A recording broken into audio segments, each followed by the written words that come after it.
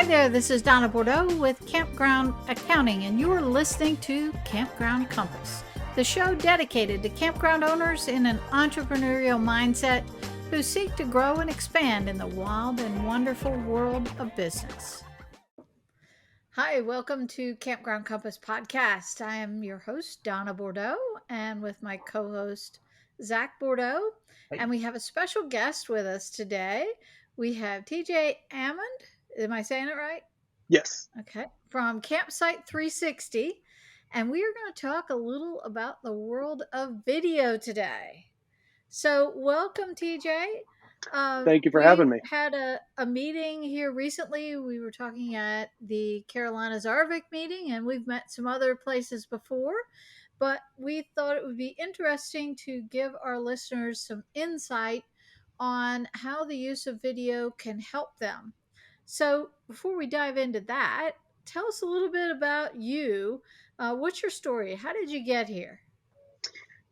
We kind of fell backwards into this. So I would say end of 2019, I had quit my security integration job, and then I started up a consulting business. With that, it gave us freedom to go camping, right? So prior to the pandemic, we had went in and bought an RV with the plans to go spend, the summer, since my wife was a teacher, camping, and that was going to be our weekends. COVID hit, and that became pretty much the only thing that we did. And through that summer, we had kind of experienced the typical, like, some frustrations with, how to get information on campgrounds and those type of things, and how to really understand, what to expect when we get there.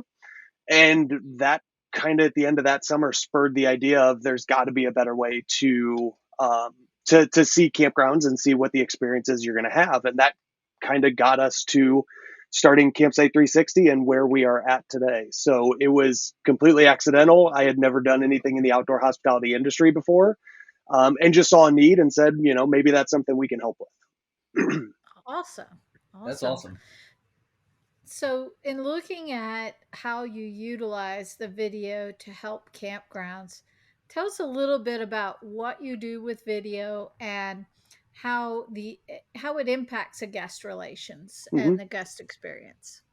So from our side, what we do is we create very detailed and high quality virtual tours, specifically of campgrounds. And what that does is the goals of actually getting the campers the information they're looking for from amenities and campsites.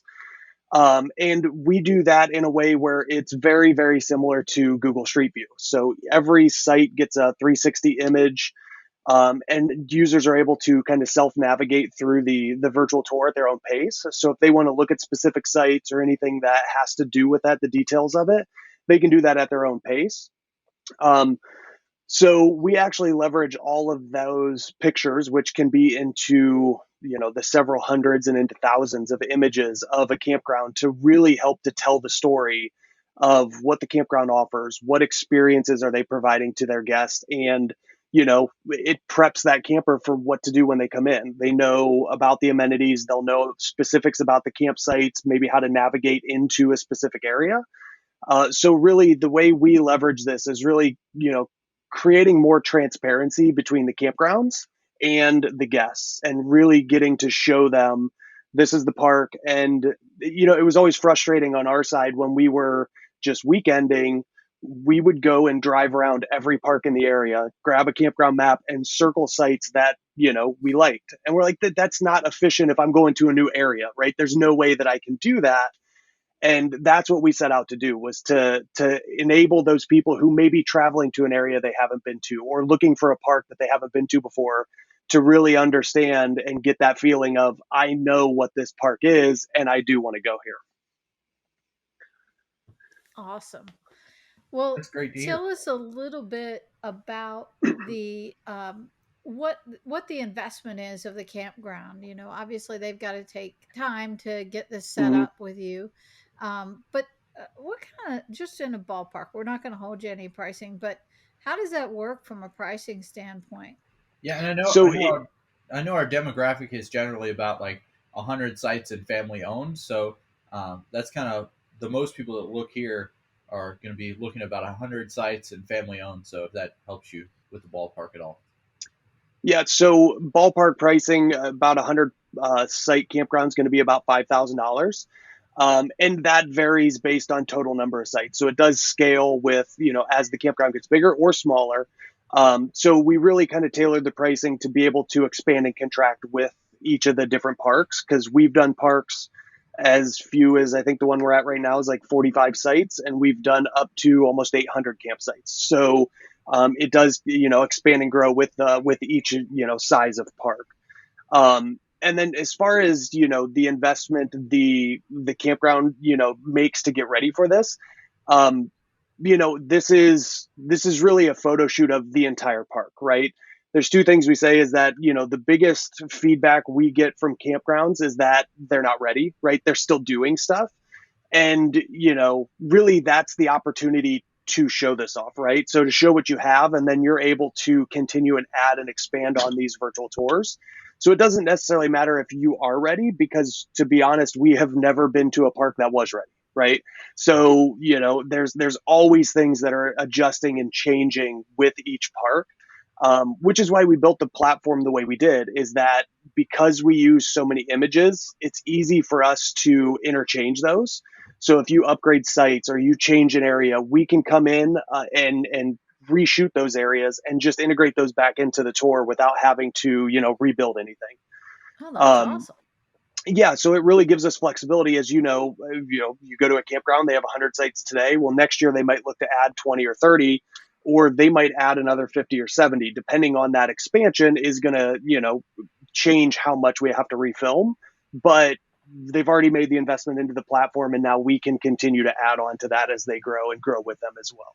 Mhm. And then really, because it is a photo shoot of the whole park, you don't want to mislead people, right? You don't want to show sites that really don't look the way they are going to. So we don't want to hide anything, but the standard cleaning up and making sure you don't have, you know, things just laying around all over the place. You do want it to look good. So the more that the campground owner can, really invest into that type of cleanup and maybe cleaning up some sites and stuff. I know when we go to a lot of the seasonal ones, there's, it's really easy for people to expand through their site. But just making sure that those look good and they kind of clean those up is really going to help when we come in to film. Hmm. Yeah, and I know you said I really liked what you said about no one's ever ready when you come in. A lot of people ask us for our clients, they are like, "Well, when should we start? We're looking to buy a park or looking to build a park. When should we start?" And we always tell them the best time to plant a tree was 30 years ago, so the best time to start is today. So that's kind of our theory as well. After they get all this, what should they do with their video? What are they going to do with the finished product? So that's really a big, broad question, because the way that we've created the platform, we have the ability for each of the owners to go in and they can actually take any picture within a 360 and use that for any marketing material. So they're able to grab, a screenshot of a specific campsite or something like that if they want to use that for their booking software, for any of their, marketing materials or anything like that. So they can actually get all of those images out of there. Though, we don't transfer ownership of the entire platform. We do give them the right to use any of the images within there however they would like. In addition to that, we have the ability for them to go into the tour and we have a button, it's called Share This View. And what that does is it creates a custom link to whatever they are specifically looking at, right? So if they're looking at a campsite or the swimming pool or the playground, even inside of cabins, they can click that button and then they can use that link on social media. They can put quick links on their website. So ways that they can get people into the tour quicker, and get them engaging with that. One thing that we've seen is that once people get into the tour, on average, they spend about 3.5 minutes browsing pictures, right? So it's not a quick in, quick out. Once they get into there, they're then navigating the different campsites, different cabins, the amenities, and they're jumping to various points within the campground, right? So the quicker you can get somebody into the virtual tour, the better that you're going to captivate them and draw them in and significantly increase those chances of them, booking a stay with you. So with that, we have a lot of customers that will, instead of putting a bunch of like cabin pictures on the website, they'll put those, but they'll also put the view this cabin, button, which takes them directly into that cabin. So they can use all of that content, however they would like. And we've built the tools into it so they don't have to call us and say, hey, we want a picture of this. We've put it there so they can actually go in and get whatever it would be they want, at any time. That's awesome. I know a friend of mine was actually, this was back in October, November, probably November, had a booking and she was trying to do it at the Jolly Roger in Key Largo. And she she actually was making the reservation and she sent me a link and she said, "Have you seen this?" And I, of course, had, but she had not. And it was to one of your profiles where you could just zoom all around the campground and take a look at what was there. And I know even though I knew it was there, I probably spent another 10 minutes just zooming around the campground looking at different sites. And I Right. wasn't even making a booking at that point.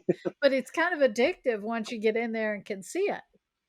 Right. And it gives you the ability to really visualize yourself there. And, Yeah. imagine if you and your friend had been trying to book a park, at the same time where you guys were going to go stay there, enabling, the consumer, the guest to actually use that same share this view feature, just like that. Hey, have you seen this? Or these are the sites we're looking at. So it's really an engagement tool where, it does make that whole process a lot simpler to decide where you're going to go, especially if you're traveling with a group. That's really when we started implementing that, it was solely for our reasons, right? Because we had booked trips with friends that took us 4 or 5 hours to agree where we were going to go and where we were going to stay because everybody had different understandings of each of the campsites, right? So this wouldn't work for X reason. But those were solely based on sources that we could not verify, when they were done, when they were taken, anything like that. And it's really just information that's not easily accessible from the campground directly. You're really having to go search Facebook and different apps to find that information. So being And able to really do that and share that with your friends it makes that booking process so much easier. I know certainly we've gone through some of that that, plenty of times. yeah, some of Right. that you can't even figure out because first off, you're looking at a flat map. So you can't tell if there's a hill at the back of the site that runs down to a creek, or if the pad isn't real level or you don't have enough wiggle room. Sometimes you'll think, well, I can back over a little on the back. Maybe you can't. Maybe there's something back there. And you also can't see trees. Yep. So, you don't know if there's going to be a massive tree next to your slide that's going to impede you getting into a site, or that it's going to be a rough time getting out. I know we're always, now my biggest fear always is making turns. We're 45 feet long. You can't just, pick that thing up and turn it around a corner if there's something tight coming in or out of that site. You got to know that. And you want happy guests. You don't want guests who get there and then figure it out when it's too late. You want them to be aware of where they're going and have a great choice. If I picked that site a year ago and I didn't know there was a tree, maybe if I knew there was a tree, I could have picked a different one and been happier. Campgrounds that we implemented this for last summer, that 3 days after implementing the tour, they actually had guests calling in and changing the site they wanted and paying a site lock fee to be closer to, the things they wanted to be because they had no idea. So they just picked a site Yeah. and they stayed. But for their upcoming reservation, they're like, hey, we want to move this to be over here because now we understand where this is at and what's around it. So just even that information encourages people who, make a decision based on, well, I don't know what I'm getting into, so I'll just take a site to this is where I want to be within this park, right? And that could be from a navigation standpoint. Getting back to a certain point might be more difficult. We have had many of those. We're 43 feet long too, so those turns they're not fun. And there's a Right. lot of times where I'll pay a whole lot more to be up at the front and not have to navigate somewhere, especially if I'm only there a couple days. So, Yeah. it does make a big difference just understanding what does the park look like? What are the layout? What are the turns? Plus the map that you're picking from. it's never to scale, it's never accurate. No, So the sites no. that appear that they're across from something, they may be 100 yards down the way, right? And Yeah. just really understanding that visually helps, just the confidence of that guest. Yeah, absolutely. So I think that's a great service to offer. Now, do they have any way to integrate? I know you were talking about the links and the photos. Is there any integration into any of the reservation systems with this, or do you mainly just use the photos and the picture or the photos and the links? We integrate in a way like we can bring the booking engine into the virtual tour. So they can click Okay. reserve a site and then it takes them out directly to the booking software. So there's Oh, no awesome. integration as of today into like a deeper integration than that. Right. But we can work with all the major booking softwares where we can put the link on there. When they see a site, they can click reserve now, and then that will take them out directly to the booking software. Awesome. All right. So what's the response you're getting from the owners of the parks that you've done? How often are they hearing comments about it, and what do they say about it? We've implemented, they all love it.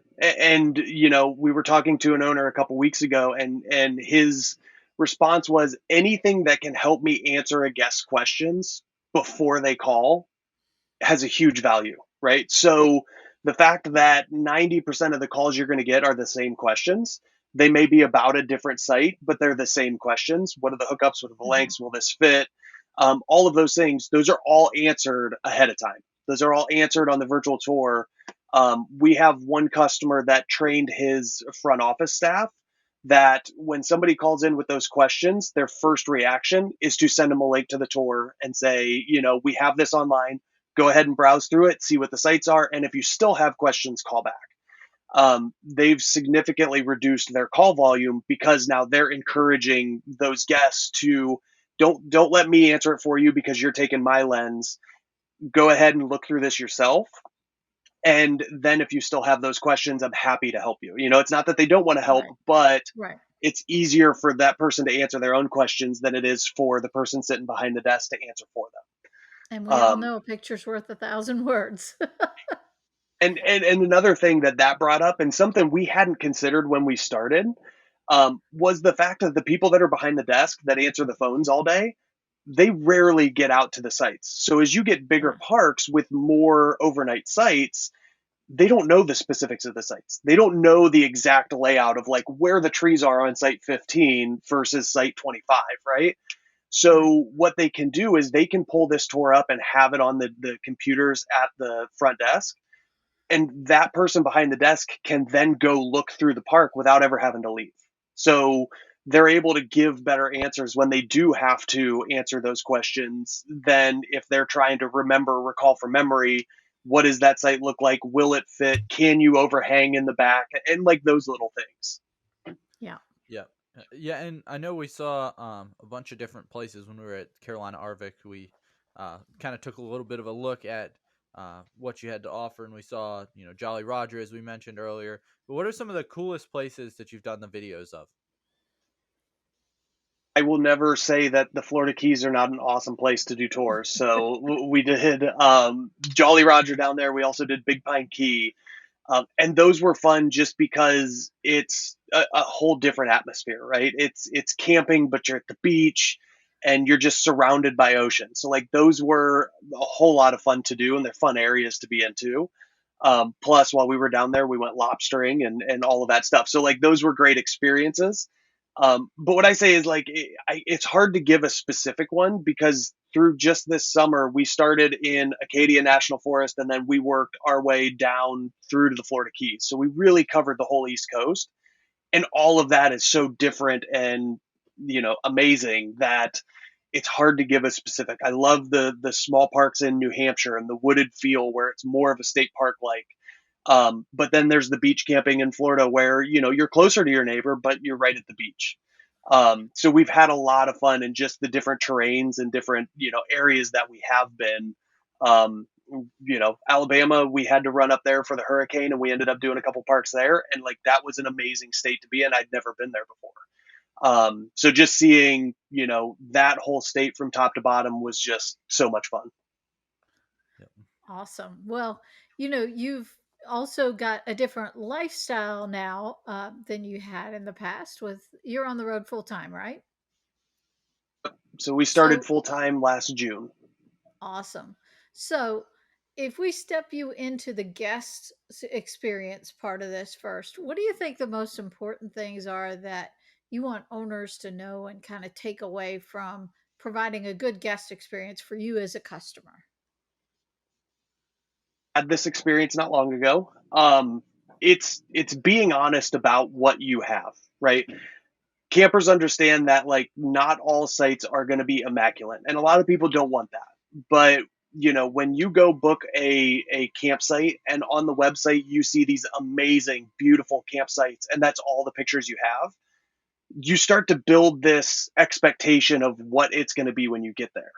When we pulled in and we're at a different site that was not a part of any photograph, it really negatively impacted our opinion of the entire park, because it wasn't that it was a bad site, but it was so different from what I had expected that it Right. was a bad site, and it's hard to, it's not a negative. Like if I would have known what that site looked like when I was coming in, I would have had no issues, right? I would have Mhm. understood exactly what we were going to have. But when the expectation is kind of built that the sites are going to be these really nice pavers, and you have all this space between your neighbors and all these things, it's great, but the product I received was not that. And just that gap can really negatively impact somebody's experience, more so than not having a specific amenity or specific thing that you have there, right? It's how much have they built up before they arrive, and is that better or worse than they expected, right? You always want it to be better. But there's a lot of times where the focus is on, I want to get people in the park, I want them to be here, let's not show those bad sites because we're going to fix those. But you're still going to have people taking those sites, and that's where your big chance of bad reviews, people Yeah. taking up time in the office complaining and those type of things, that's where a lot of that comes from, is they didn't know what to expect when they got there. So I think that's the biggest takeaway, is don't try to hide what your park is, show it off and be honest about it. Yeah, I've had some of those same exact thoughts, and I'm not pulling anybody out here on purpose, but I will tell you, Sun has some of the most phenomenal photographers on staff, I swear, because every park looks like an immaculate place that you just want to be. But when you get there, yeah, you're right. I kind of feel like that. Oh, well, that was just that one little spot. But where I'm at doesn't look anything like that picture that was on the website. I mean, I know we all have marketing and you got to put your best foot forward. But like you said, if you're going to disappoint somebody, when I probably would have been happy if you just showed me the real thing, I wouldn't have has set the bar so high. Um, it may have, yeah, led me to a better experience, in overall And expectations. that's exactly it. It's there's we've been to way too many parks that, and I get it, like those pictures of those really nice sites, those are needed to get somebody's interest and to start them in the decision making process. But Yeah, once they've got on beyond that, you want to show them exactly what to expect when they get in there, right? So yes, you capture them with those great professional photography, images and all the amenities, but when you're getting down to the specific site level, show those. Have somewhere on the website where you can go look at each of those sites, even if they're just a couple basic pictures. It's still helping to build a better expectation for that guest before they arrive. yeah, I agree 100%.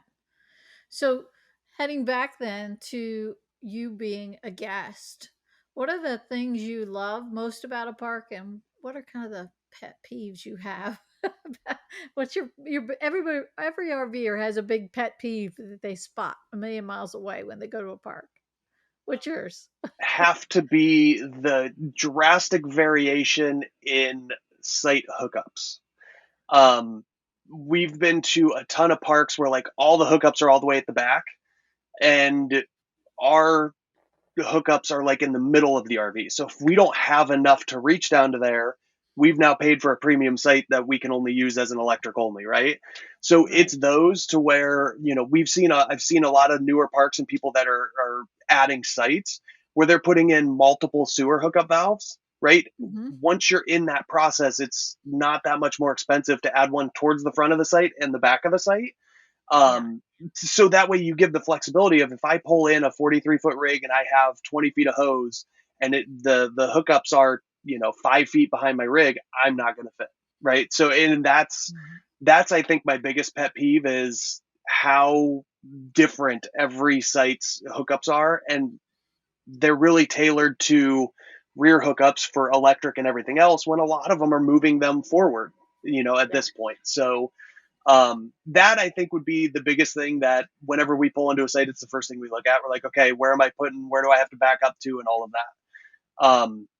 What we love about it is the ability to get away, right? Like, so we do live on the road, so we do live in the parks, every week, but there's so much to explore within the parks and outside of them that, we never would have explored if we were just vacationing in a hotel, right?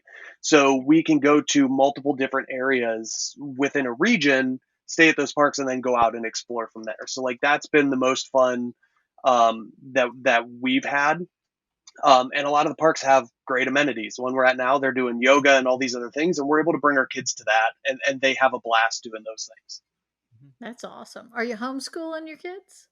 So Or road schooling, teacher I for should say? 12 years, so she has that all down. Oh, yeah, that's So right. That's right. yep. You've got a built-in school. Yes. So that was a lot of people. That's the biggest hurdle, is like, how am I going to Yeah. teach my kids? She did Yeah. it for 12 years with fifth graders. So, she has a Awesome. lot of experience in that. That's great. And I can vouch for, I mean, I know a lot of people talk about, how do you just uproot your kids like that? But for the most part, you're giving your kids an experience that they'll never forget. Mhm. Being able to see all of the things in the country. And, I know even before we started traveling, like you have expectations of what things are for everybody in the whole US. You think you're in the same country. You could go 5 states away and the world looks completely different. I mean, I you know. could go 20 miles away and it looks Yeah, completely different. exactly. Yeah. That was my first time ever going out west, with altitude, with mountains, and going to California. I never realized how much I love trees and rain. Um, so it's an amazing journey to be able to just see the rest of our country. So, how many states have you conquered? Do you keep track? Yes. I don't know off the top of my head. I want to say it's like 17, maybe it's 20. I Yeah. can't remember the exact number, but that was, so when we started the business, because my wife was a teacher, the first summer we were gone for like 55 days, and I think we hit 7 states. Um, Awesome. and so like, that was the first time too, during that trip, like, my wife had been across the Mississippi River, right? So she'd never really had that experience where I had traveled for work a little bit, but like, that was so much fun going through and seeing all the different states. And the biggest difference for us is I was used to flying in for work and then flying back out. And Right. now, when we were in Alabama, we spent an entire month in Alabama, right? So we got to understand that a little bit more than your quick in, quick out. And Right. we weren't in vacation destinations. So Yeah. everything you said, it's like you can see the little differences in culture, in how people act, and all of those little things across the state, which is so different from us, where we're used to being from Ohio. Right. But yeah, I think we've covered like 17 to 20 states so far, and we'll check off Awesome. a few more as we go out to Texas. Well, Nice. I know I ask Zach all the time. I'll be like, "You remember the time we went wherever, or we went to this museum or whatever?" And honestly, he does not remember any of it, but he does remember most all the camping trip destinations. But he doesn't remember going to a local museum or a local park or things like that. But he remembers going to Yellowstone and Grand Tetons and all those Some places. of the So, best memories I have are from all the camping sites that we've been to and all the places around. Yeah. yeah, Yeah. yeah. So it's a, Year a old, fun journey to be on. yep, she recalls various things that I don't even remember about places we were last year. And it's like, how do you remember that? but it's amazing to see her at 8 years old. Like, she has a significantly better geographic understanding than I did at 8, you know? Yeah, So it's a lot of fun to see, them and my other two daughters absorbing so much as we're traveling around. that's awesome. Cool. Yep. Well, I think did we cover it all? What else did we miss? Anything else you want our listeners to know?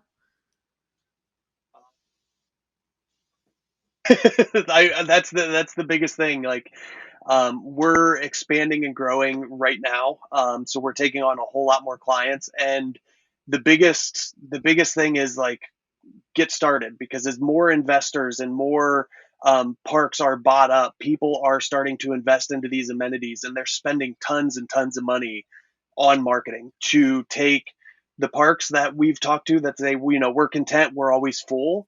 Well, there's people coming in that are trying to pull those people away, right? So the better that you can get in front of your customers, start attracting new ones, and continue that, pipeline of guests wanting to stay with you, the better off you're going to be in the long term, right? So as the industry continues to change, keeping up with all of that is going to be very key for these parks who may not have had to market in the past. So I think we're really coming into a point where that's going to be extremely important, specifically for the smaller, family-owned parks, where they may not be used to doing that, or having somebody that does their social media and their marketing campaigns and all of those things. So I think the biggest thing is start now with all of that. Get going, get ahead of the curve, and don't wait until you're forced to do that, down the road. Hmm. All right. Well, where can people find you? If they want to find you on social media or website or want to reach out to you, how can they do that? Thing is, we're on Facebook and Instagram at Campsite 360. If anybody's on LinkedIn, I'm on there all the time. And then campsite360.com is our website that's got all of our contact info and everything on there if anybody's interested or wants to learn more. All right. Well, I will just say that we are Campground Compass on any platform. So anybody who wants to find us, you can just search Campground Compass on any platform, Instagram, TikTok, YouTube, all of the platforms. And as well, you can check out the show notes for this podcast or any other information at campgroundcompasspodcast.com. And that's a wrap. We will see y'all next week for another episode. Thank you. See ya. Thank you for listening to Campground Compass. I'm so glad you joined us. Check out the show notes and more of our seasoned advice at campgroundcompasspodcast.com. While you're there, be sure to explore the archives for previous episodes. And if you never want to miss a single audio adventure in 4-season business growth, subscribe to this podcast here and on YouTube. If you like what you're hearing, please consider leaving us a positive review on iTunes. It would be very much appreciated. Friends on social media, check us out on Instagram and Facebook at Campground Compass. Until next time, stay savvy.